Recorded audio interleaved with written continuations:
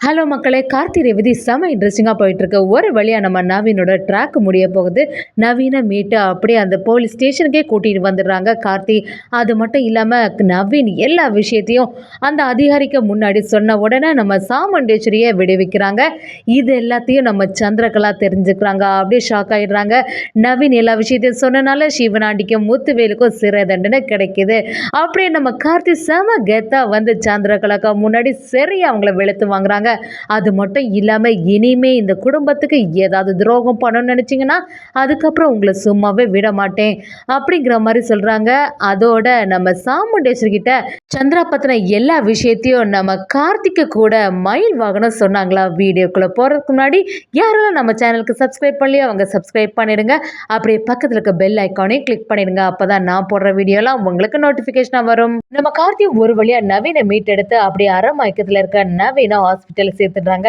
எப்படியாவது நவீனை காப்பாத்திடணும்னு நினைக்கிறாங்க. அது மாதிரியே நம்ம நவீனும் காப்பாற்றப்படுறாங்க.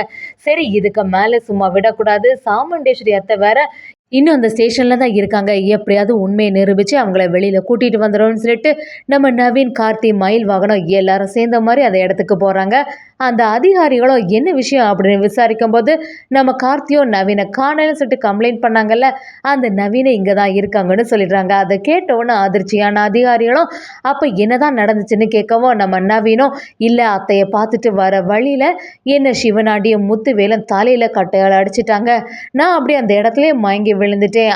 மயக்கத்தில் இருக்க என்ன அப்படியே ஒரு இடத்துல புதைக்க வச்சுட்டாங்க அப்படிங்கிற மாதிரி எல்லாத்தையும் சொல்கிறாங்க. இதை கேட்ட உடனே நம்ம சாமுண்டேஸ்வரன் அப்படியே அதிர்ச்சி ஆயிடுறாங்க. இவ்வளோ விஷயங்கள் நடந்திருக்கா, நம்ம மேலே பழி போடணும்னு சொல்லிட்டு இவ்வளோ வேலைகள் அந்த ஆட்கள் செய்திருக்காங்களா அப்படின்னு சொல்லிட்டு சாமுண்டேஸ்வரி பயங்கரமாக டென்ஷன் ஆகுறாங்க. அந்த அதிகாரிகளும் என்ன சொல்கிறீங்க, அப்போ இதெல்லாம் உண்மையா அப்படிங்கிற மாதிரி கேட்கவும் நவீனும் ஆமாம் சார், இதுதான் நடந்துச்சு. இந்த அத்தை சாமுண்டேஸ்வரி மேலே எந்த தப்புமே இல்லை அப்படின்னு சொல்கிறாங்க.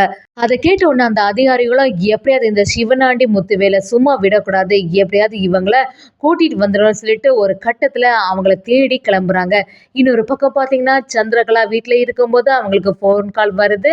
அதில் உள்ள அந்த அதிகாரிகளும் அவங்ககிட்ட சொல்கிறாங்க, அம்மா இங்கே வந்து எல்லாத்தையும் அந்த நவீன் சொல்லிக்கிட்டான். அது மட்டும் இல்லாமல் எல்லாத்துக்கும் காரணம் அந்த சிவனாண்டியும் அவங்களோட சித்தப்பா முத்துவேல் தான் எல்லா விஷயத்தையும் சொல்லிட்டான். அவங்கள தேடி தான் இப்போ அதிகாரிகள் போகிறாங்க.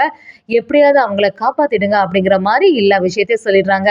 இதை கேட்டு ரொம்பவே டென்ஷனான சந்திராவும் எப்படியாவது அவங்கள காப்பாற்ற சொல்லிட்டு ஃபோன் பண்ணி சொல்லுறதுக்குள்ள நம்ம அதிகாரிகள் வந்து சிவனாண்டியும் முத்துவேலையும் பிடிச்சிடுறாங்கன்னே சொல்லலாம்.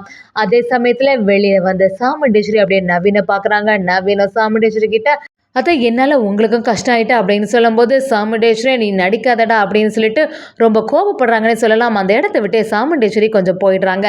இன்னொரு சைடு துர்கா நம்ம நவீனை பார்த்தோன்னா ரொம்ப சந்தோஷப்படுறாங்க.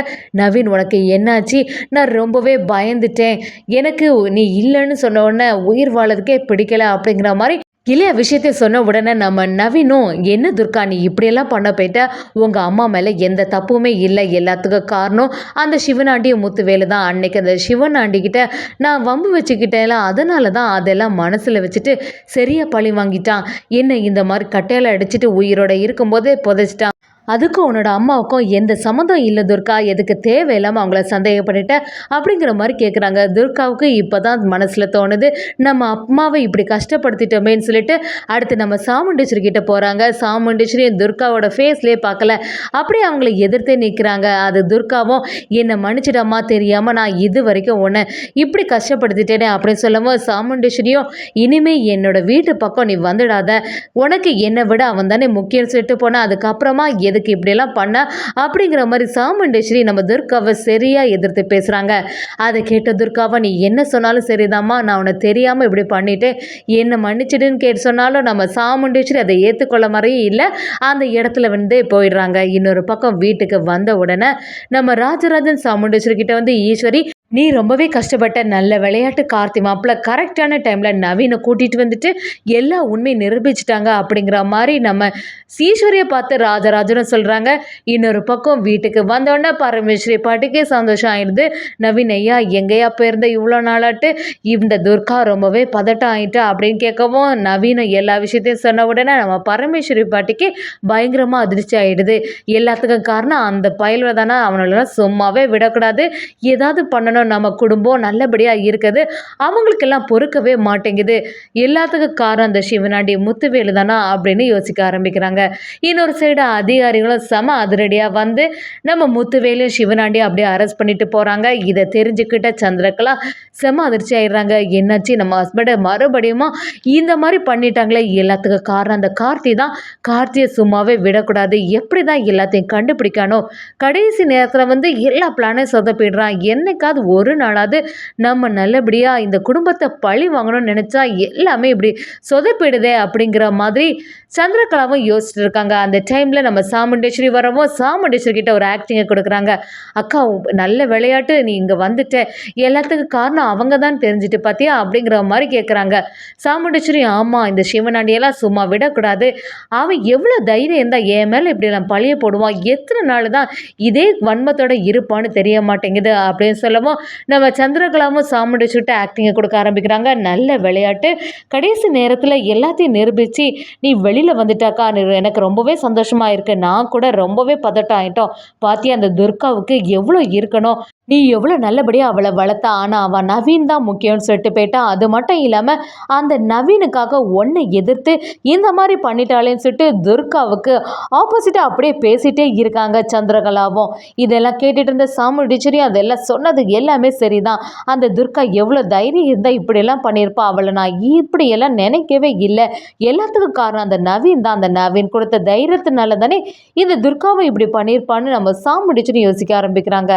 இன்னொரு சைடு பார்த்தீங்கன்னா நம்ம ரேவதியும் கார்த்திகிட்ட வந்து கார்த்தி என்னாச்சு, எங்கே இருந்தாங்க, எப்படி அவனுக்கு காப்பாற்றுன்னு சொன்ன உடனே நம்ம நவீனை பற்றின எல்லாத்தையுமே நம்ம கார்த்தியும் ரேவதி கிட்ட சொல்கிறாங்க. அது மட்டும் இல்லாமல் நம்ம ரேவதிக்கு இந்த விஷயத்தில் சந்திரா இன்வால்வ் ஆகியிருக்காங்க அப்படிங்கிற எல்லா விஷயமும் தெரிய வருது. அப்படியே ரேவதி அதை கேட்ட உடனே அப்படியே ஷாக் ஆகிடுறாங்க.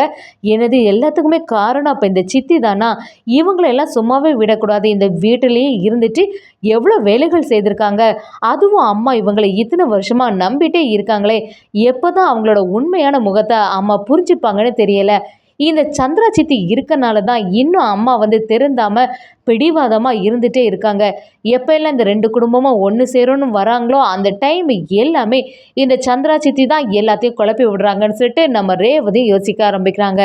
இன்னொரு சைடு நம்ம மயில்வானும் கார்த்திட்டு வந்து என்னப்பா சகல இவ்வளோ விஷயங்கள் இந்த சந்திரா அத்தை பண்ணியிருக்காங்க, இன்னும் நல்லவா மாதிரி இந்த அத்தை கிட்ட நடிச்சிட்டு இருக்காங்களே, எப்படி தான் இந்த அத்தை நம்பிட்டு இருக்காங்கன்னே புரிய மாட்டேங்குது. பேசாமல் இவங்கள பற்றின எல்லா உண்மையும் நம்மகிட்ட தான் வீடியோவாக இருக்கே, சிவனாண்டி கிட்ட அடிக்கடி போய் பேசுறது எல்லாமே இருக்குதுல்ல, அதை போய் காட்டிட வேண்டியதானே அப்படிங்கிற மாதிரி நம்ம கார்த்திட்ட மயில்வாகனும் சரியாக கேட்குறாங்க.